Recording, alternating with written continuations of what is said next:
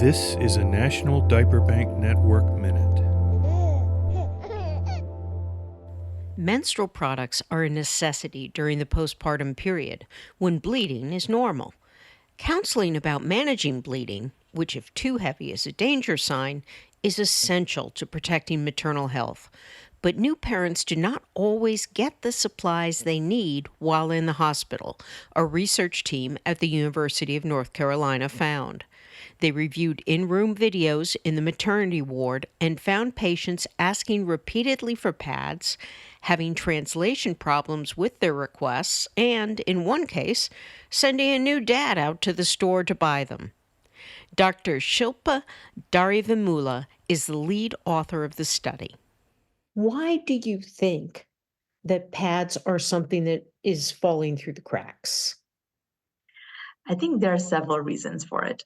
So the first reason I think is that most of the menstrual research that's been done or has been done has been focused on the global south or on countries outside of the United States. And a lot of the documentaries that are being formed are focusing on like India or Africa, um, you know, South Asia, just general areas where resources are limited.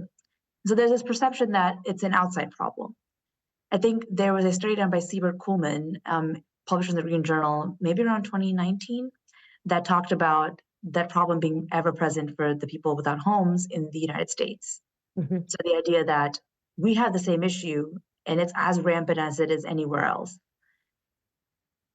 There is not a lot of research being done right now on menstrual equity in clinical research. And I think that gap makes it seem like we don't have the issue. And I also think that uh, there's a lot of stigma around it. It's always a very highly uncomfortable discussion to have.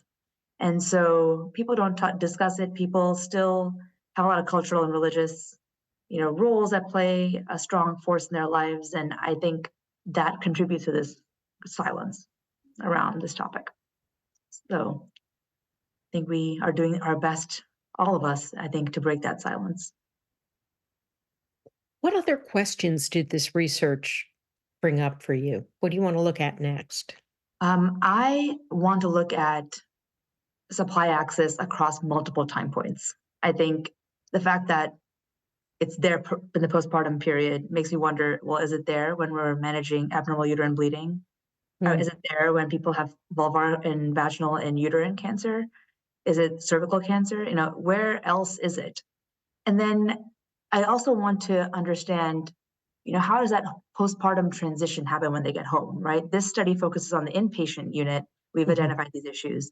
Now these people go home with their babies, even more stress, even more isolation. Do they still have that issue with accessing supplies? And to that end, I'm working with Dr. Massengale and Dr. Tully on an additional study evaluating this postpartum transition home in the first like 4 to 6 weeks when people are still managing bleeding, but also managing being parents for the first or Mhm. more upteenth time.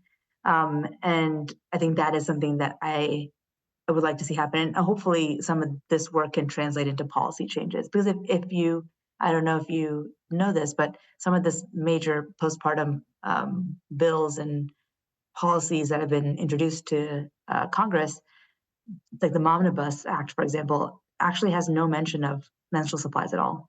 Mm. That's All subsidizing. focused So on the it's baby, right? right. It's all about mom, baby.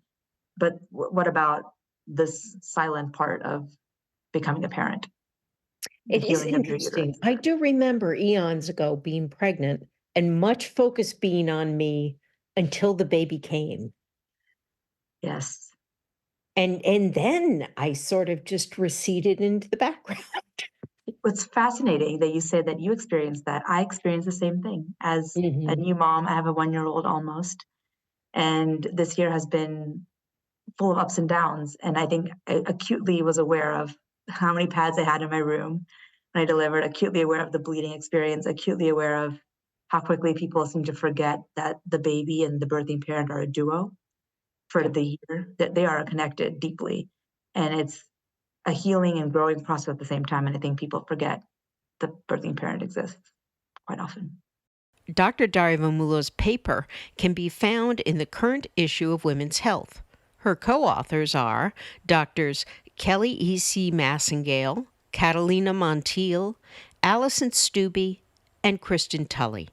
To learn more about menstrual equity and period poverty, visit allianceforperiodsupplies.org.